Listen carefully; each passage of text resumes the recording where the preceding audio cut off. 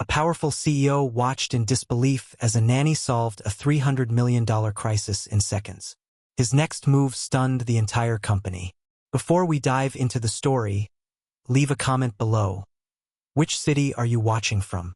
And when we're done, rate this story on a scale of 0 to 10. Let's get started. I've been in boardrooms where a single sentence changed the course of a deal worth hundreds of millions. I've seen partners fold under the weight of one inconvenient fact, watched competitors crumble because they misread the moment. But nothing prepared me for the afternoon I realized the quiet woman dusting the law library in my own building had just solved a case that 11 of my senior attorneys had been tearing apart for a month. It was supposed to be a routine meeting. Our legal team was locked in, papers spread across the mahogany table, eyes bloodshot from too many late nights.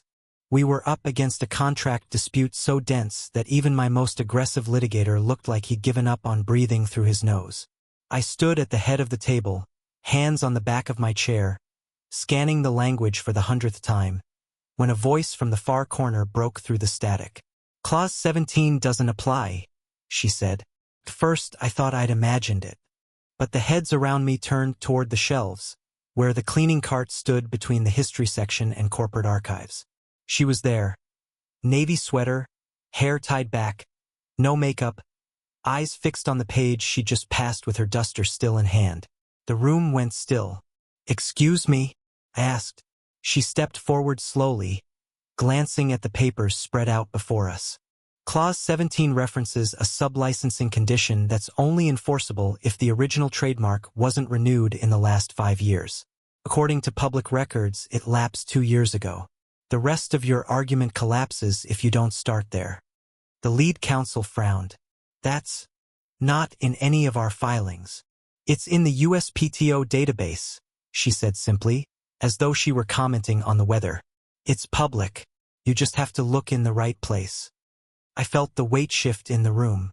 Chairs creaked. Lawyers exchanged glances. She was right. I could see it in their faces before anyone confirmed it. The clause we'd been treating as a wall was nothing more than a door left unlocked, and she'd walked right through it without even trying. I should have thanked her. Instead, I found myself narrowing my eyes. "And you are?" She straightened, meeting my gaze without a flicker of deference. "Angela. I clean this floor on Tuesdays and Fridays." "That's not what I meant." "I know," she said, and for the first time, I caught something in her tone. Knowledge she wasn't showing, a kind of control that didn't belong to someone pushing a cart of polish and rags. The meeting dissolved in murmurs. My attorneys scribbled notes like they'd just been handed the missing piece to a puzzle they thought was unsolvable. Angela turned to leave, but I stopped her. "How did you?" She cut me off without looking back. "You'll figure it out." And as she walked away, I realized I didn't know if she meant the case or her. That was the moment the first crack formed in the neat picture I thought I had of my world. Because Angela wasn't just a cleaner. Not with that kind of precision. Not with that certainty. And for the first time in years, I felt something I wasn't used to feeling in my own building. Curiosity. I didn't see her again for 3 days. Not that I wasn't looking. I knew the cleaning staff rotated through the tower in a precise schedule. One I'd never bothered to learn until now. Tuesday afternoon came, and I found myself standing outside the law library at exactly the same hour as before, pretending to review a call sheet while listening for the sound of a cart rolling over the marble. When she appeared, it was without fanfare. No sign she remembered what she'd done the last time we met. She was on her knees near the baseboards, wiping a strip of wood most executives wouldn't notice in 10 years of passing it. "You cost me 20,000 in billable hours," I said. She didn't look up. "If I remember correctly, I made you a few million in damages avoided." I leaned against the doorframe. "That's an expensive habit, speaking out of turn." "Only if you're wrong," she replied. Her voice was calm, but her shoulders were rigid. There was no flattery in her tone, no hint she wanted anything from me, and that, more than her knowledge, kept me standing there longer than I should have. "Where'd you learn trademark law?" I asked. She set the cloth down and straightened, finally meeting my eyes. "You pick things up when you read enough." "That's vague." So's curiosity. There was a challenge in the way she held my gaze, and I found myself studying her the way I'd assess a rival in a negotiation. Looking for weakness tells something to leverage. But she gave me nothing. Over the next week, I started asking questions about her in places where questions aren't usually asked. The head of facilities told me she'd been on staff less than a year. No formal education records in their file. No references they could confirm, just a short interview, a clean background check, and an even cleaner work record. I had my assistant dig deeper. That turned up even less. Until one night, well past midnight, I walked into the library to collect a file I'd left behind and found her sitting at one of the long tables. Not cleaning, not working, just sitting, with a stack of old case law volumes spread in front of her. She was reading so intently she didn't notice me until I set the file down. Light reading? I asked. Depends on your definition, she said, closing the book with deliberate care. You're wasting your time here, I told her. Maybe I'm exactly where I need to be, she replied. I don't know why I stayed. Maybe it was the way she said it, like she was talking about more than the job, more than the building. I wanted to know what she'd given up, what had put her in a navy sweater with a cart instead of in a courtroom where she clearly belonged. But I'd been around long enough to know some doors don't open because you push. They open when someone on the other side decides to turn the handle. She started packing her books into a worn leather satchel, the kind that had seen better decades. Good night, Mr. Hale. You know my name, I said. I know a lot of things, she said without turning, and walked out. I stood in that empty library for a long time after she left, staring at the space she just occupied, wondering why I suddenly had the urge to clear my calendar for Friday. Because something told me this wasn't chance. She was in my building for a reason, and before long, I was going to find out what it was. I've built my career on reading people. Within the first 15 minutes of a negotiation, I can usually tell if the person across from me is a shark, a sheep, or somewhere in between. Angela didn't fit either category. She wasn't defensive, but she wasn't eager to please. She gave nothing away unless it was on her terms, and I don't do well with mysteries that walk freely through my hallways. So I started testing her. The first was subtle. A missing clause in an internal compliance memo, buried deep in a stack of reports I had accidentally left on the library desk one Tuesday. The kind of omission most people wouldn't catch without hours of cross-referencing the corporate handbook. I timed it so I'd pass through halfway into her shift. Sure enough, I found her leaning over the desk, scanning the papers. Lose something? I asked casually. Your liability shield, she said without looking up. Page 12, paragraph 4. You've referenced a process that doesn't exist. She slid the memo toward me without waiting for praise. I took it, feigning disinterest, but inside I was grinning. That one had taken my legal team 2 days to notice when I tried it on them last quarter. The second test was less innocent. I had my assistant misfile a set of contract drafts in a storage cabinet she passed daily.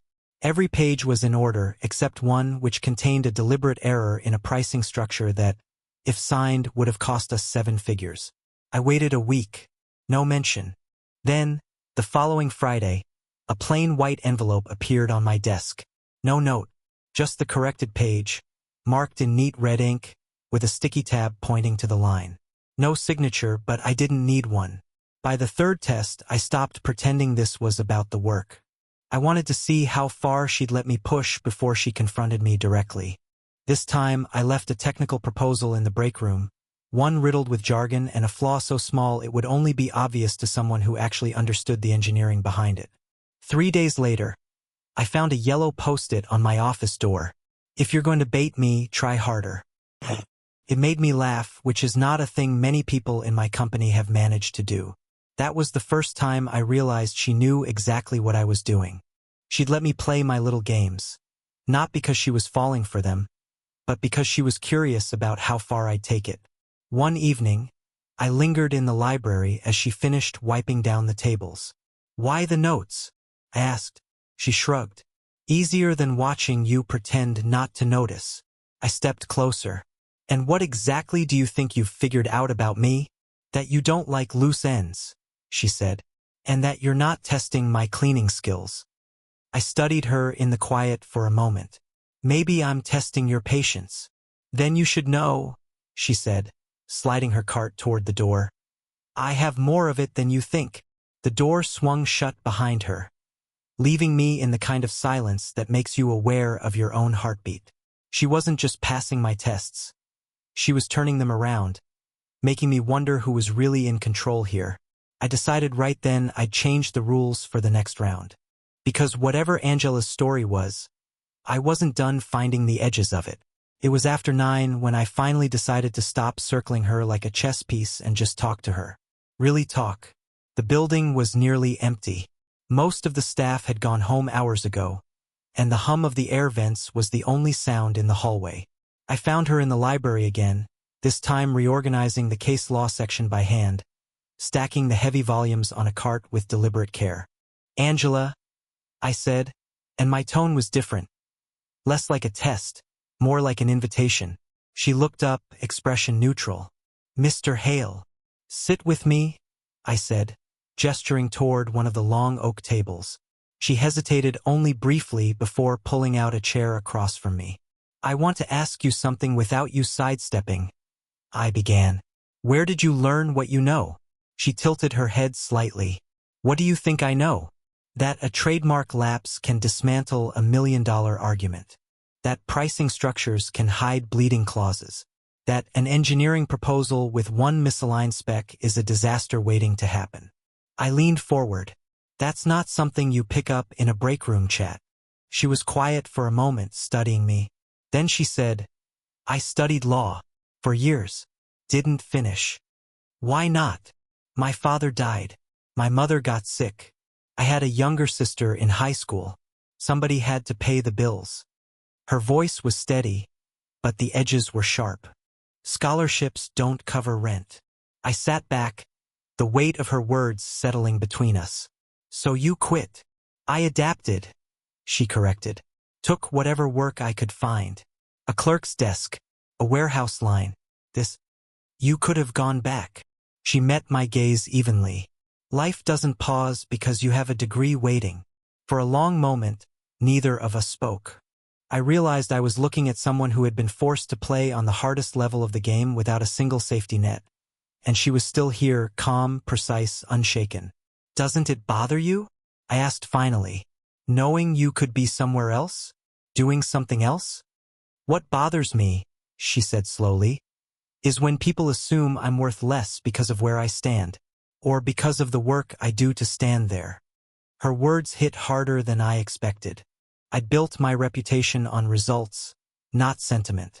But I knew I'd been guilty more than once of equating titles with value. I exhaled, leaning back. You're right. She blinked, just once, as though she hadn't expected me to admit it. Tell me something, I said, my voice quieter now. If you had the chance to walk back into that courtroom, would you take it? A flicker of something crossed her face. Longing, maybe, but she masked it quickly. Depends on who's asking. I am, I said. She held my eyes for a long, unbroken moment, then stood, pushing her chair back with deliberate slowness. Then maybe you should think about why you're asking. And with that, she was gone, leaving me with the uncomfortable realization that the conversation had been more revealing for me than for her. It was the first time in years someone had looked me in the eye and told me my perspective was flawed without dressing it up in politeness or fear. And I wasn't sure if I wanted to challenge her for it, or thank her. 2 weeks later, the storm hit.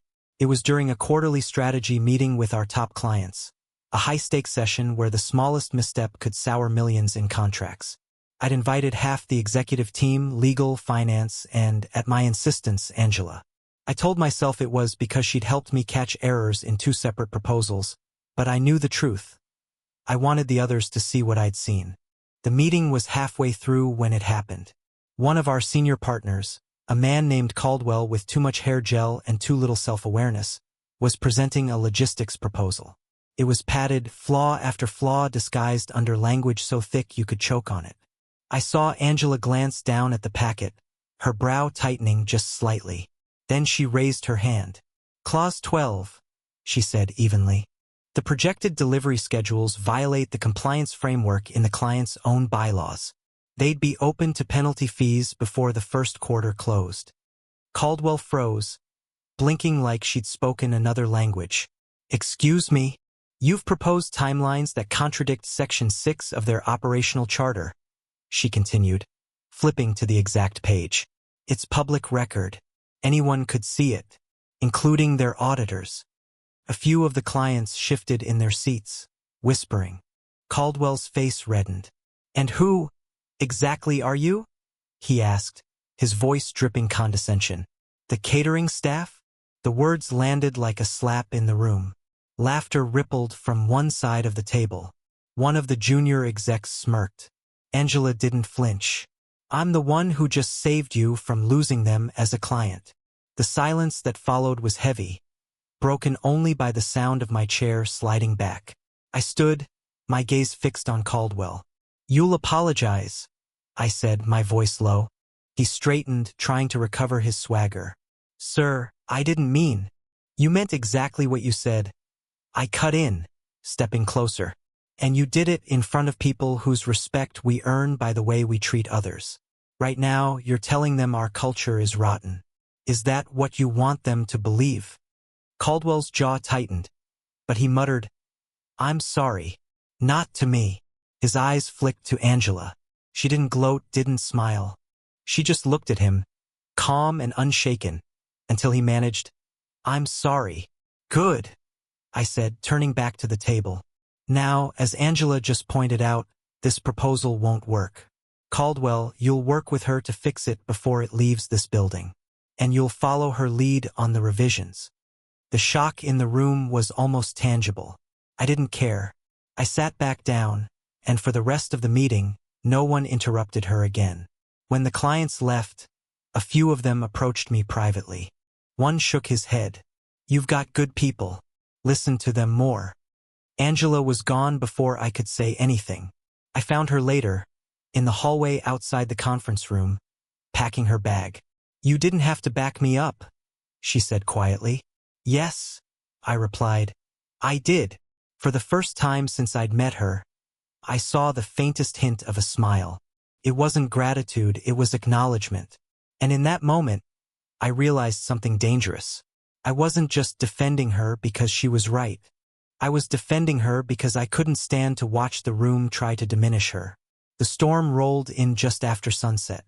I was still in my office when the first cracks of thunder shook the windows, turning the city skyline into a blur of silver and shadow. Most of the staff had gone home hours ago, but I knew Angela was still in the building. She'd been reviewing contract archives on the 12th floor when I passed earlier. By the time I decided to leave, the rain was coming down in sheets. The lobby lights flickered once, twice, then cut out completely, plunging the building into a sudden, thick darkness.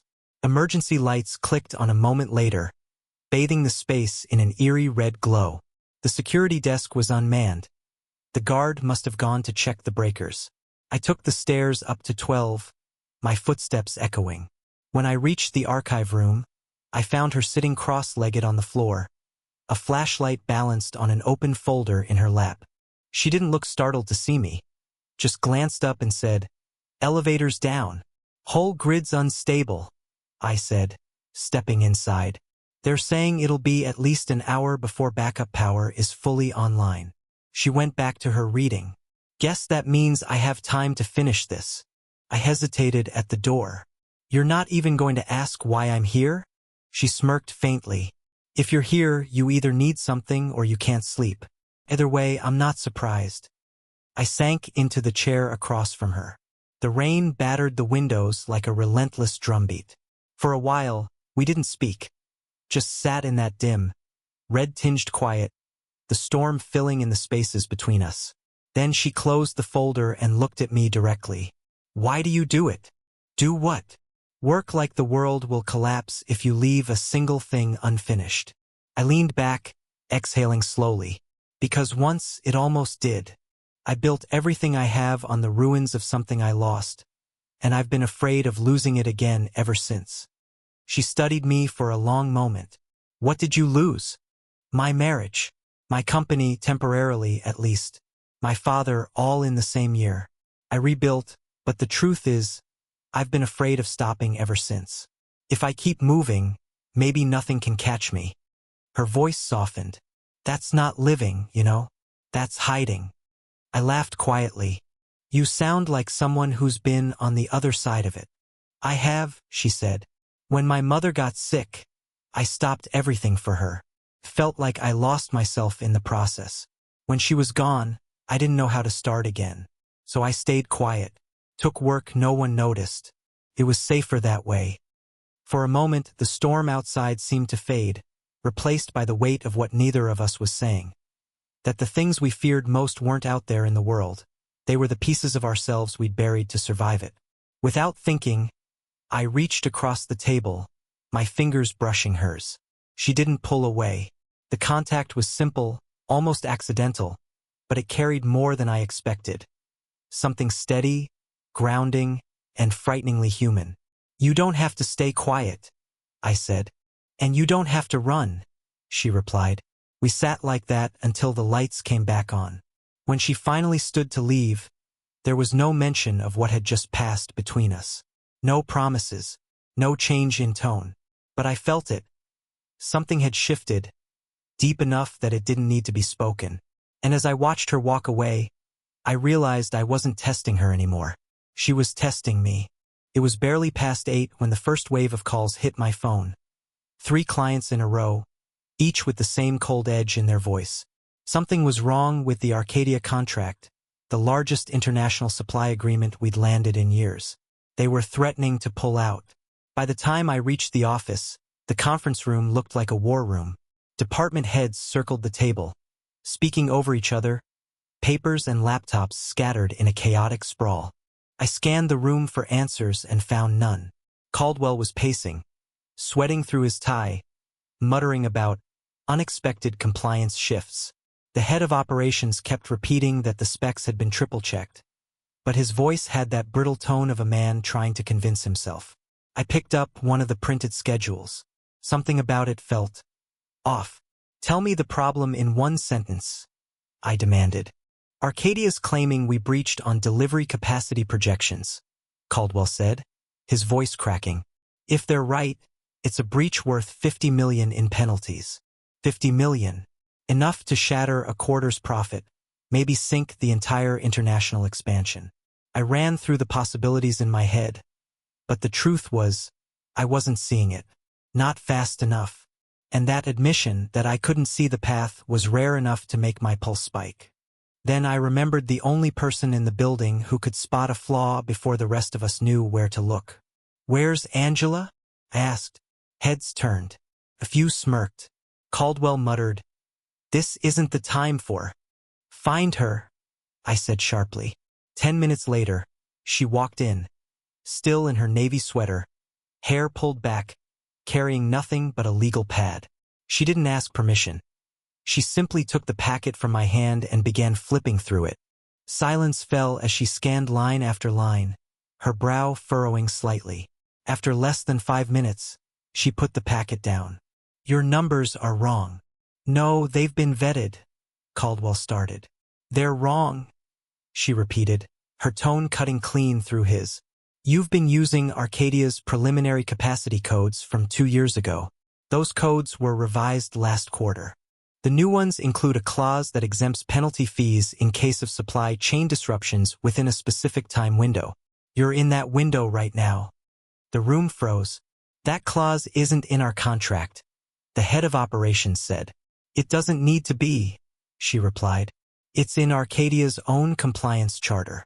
Public record. Page 7.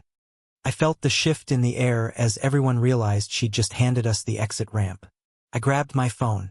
Get Arcadia's legal on the line now. The call lasted 20 minutes. We walked them through the charter clause, cited the revisions, and by the time we hung up, the breach claim was dead. Arcadia agreed to continue the contract without penalty. When I hung up, the room erupted in relieved chatter, but my focus stayed on Angela. She'd already stepped back toward the door, as if she hadn't just saved us from disaster. Stay, I said. She paused, hand on the frame, and turned just enough to meet my eyes. There was no pride there, no demand for thanks. Just that same calm, self-contained presence I'd come to know. "You realize you just saved $50 million, I told her. "I didn't save anything," she said. "I just read what was there. But I knew better, and so did everyone else." When she left, I caught Caldwell watching her with a mixture of resentment and something else. Fear. And I knew this wasn't the last time her presence would unsettle the people who thought they had my ear. What I didn't realize, not yet, was that it was also the moment I stopped wondering if she belonged here. She did. The question was whether she'd ever let me prove it to her. In the weeks after the Arcadia crisis, something shifted between us. It wasn't spoken, but it was there. In the way her eyes held mine a fraction longer when we crossed paths. In the way she no longer avoided answering when I asked her opinion in a room full of executives. I'd like to think the others noticed too. Caldwell certainly did, though his narrowed eyes weren't worth the breath it would take to acknowledge them. One night, after the building had gone quiet, I stayed behind to work through a stack of acquisition proposals.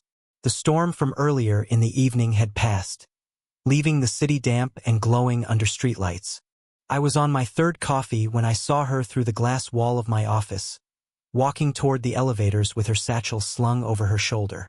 On impulse, I called out, "Angela." She stopped, turned, and stepped inside. "You're still here." "So are you," I said. "Why?" Her eyes flicked to the papers on my desk. "Why are you?" We stood in that charged silence for a moment before I motioned to the chair across from me. She sat, setting her bag on the floor. "I've been thinking about something," I said slowly. "About that night in the archive during the blackout. About Arcadia. About the way you walked into a room full of people ready to watch you fail and made them swallow their own arrogance." I leaned forward. "I can't stop thinking about it." She folded her arms. "And what exactly are you trying to say?" "That I've spent months trying to figure out why you're here, when I think the truth is, I just want you here. Not because you catch things my team doesn't. Not because you save me money. But because when you're in the room, I actually listen." Her expression didn't change, but something in her gaze sharpened. "That sounds like admiration, or something you're not sure you should admit." "It's both," I said without hesitation. "And maybe more than that." Her lips parted, but she didn't speak right away. Finally, she said, "You don't know me." "I'm trying to," I said quietly. "That's not the same as knowing," she replied. "And if you're talking about whatever this is, I need to be clear. I'm not interested in being someone's moment of fascination until they move on." "This isn't that," I said. She looked at me for a long, unbroken moment, and I knew she was weighing my words, my history, the truth in my voice. Then she stood, picking up her bag. "Then prove it," she said, her voice softer now. "Prove you're not just here because I'm useful." I rose as well, meeting her at the door. "And if I can't? Then we stop before we start," she replied, and left without another word. I stayed in that office long after she was gone, the city lights casting fractured shadows across the desk. It wasn't the confession I'd imagined making, and it wasn't the response I'd wanted. But it was honest, and that was more dangerous than anything else. Because now she knew exactly where I stood. And she'd made it clear that stepping closer would require more than words. The invitation came from one of our largest investment partners, a quarterly summit packed with industry leaders, press, and a handful of employees selected to represent company culture. Normally, I'd stand at the podium, deliver my polished speech, shake a few hands, and disappear before the champagne went flat. But this time, I did something I'd never done before. I told our events team to bring Angela. When she walked into the conference hall that afternoon, the usual muted gray of her work attire had been replaced with a simple black dress, understated but impossible to overlook. She didn't glance around for approval. She walked straight to her seat near the stage, her posture quiet but unshakable. The first half of the program was predictable charts, projections, cautious optimism about global markets. My turn came last. I stepped onto the stage to polite applause and began with the talking points I'd memorized. Record profits, successful expansions, a cautious but confident future.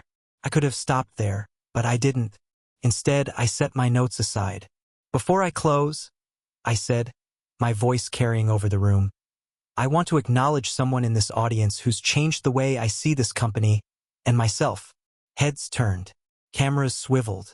Angela's eyes fixed on me, wary. Not long ago, we faced a contract dispute that could have cost us $50 million. I continued.